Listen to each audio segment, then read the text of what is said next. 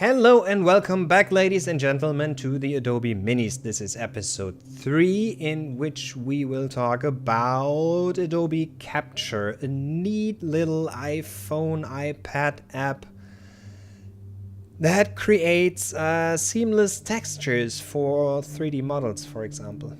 Okay, and here we obviously are on my iPad. This is my little collection of Creative Cloud tools. Let me just quickly start Adobe Capture. And here it is. As you can see, I have already created 4 textures. Yes, this is my couch here on the left. That's probably one I have to repair at some point. One floor, another floor, and the street in front of my house. I am on the second tab, Muster, right here. Muster, that's the German word for pattern. Maybe Adobe called it pattern in the English version, I don't know. Plus, to generate one more texture, and this photo application thing opens.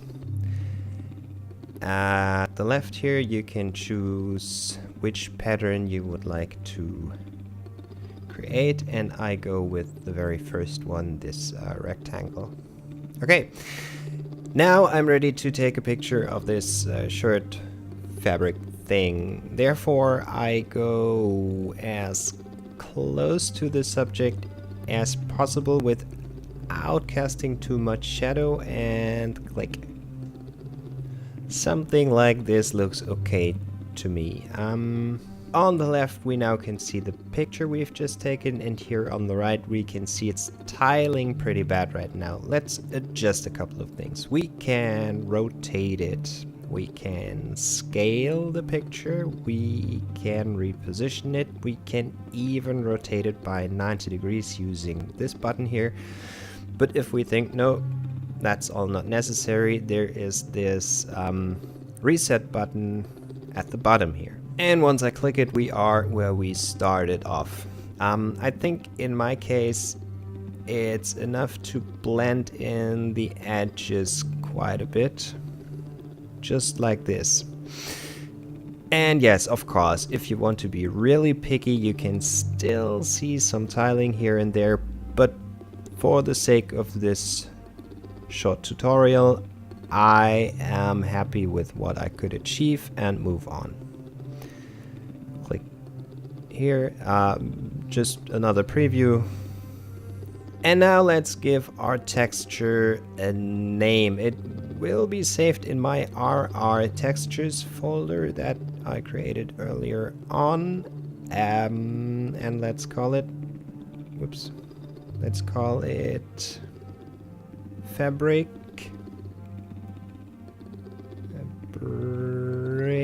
underscore 02. Enter. Nice. Click here. And once we can see it here, it's saved to my Creative Cloud library, which means I now can edit it further with every Adobe application I have access to. Let's take a quick look into Photoshop. Whew, magic. This file here is 1048 by 1048. Here on the right, I have my Bibliothek, which is the German word for library. And these are the 5 textures we just saw in the iPad app.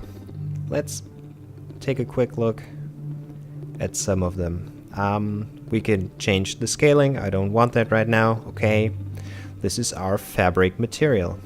Let's zoom in a little. It's looking pretty good. Definitely usable. And remember, it took us only about, 1 minute to generate it? That's pretty awesome, I would say. Let's take a look at these floorboards here. 50, okay. Alright, this tiling is not working perfectly here, but I can change it here in Photoshop. I can clone stamp everything that I do not like, give it some variation here and there. Or if I do not want to do it in Photoshop, I can go back into the app and fix my mistake there. No problem. Let me show you this. Concrete texture here. I like this. Or this floorboard here. And now that we are in Photoshop, we can of course create very easily every sort of texture we need for our 3D texturing purposes. Our specular maps, diffuse maps, ambient occlusion maps, displacement maps, everything.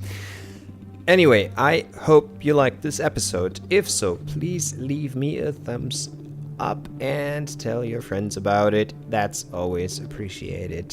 I hope to see you in the next episode. Happy texturing until then, and if you haven't already, please consider subscribing. That helps, believe it or not. Okay guys, thank you very much. Bye.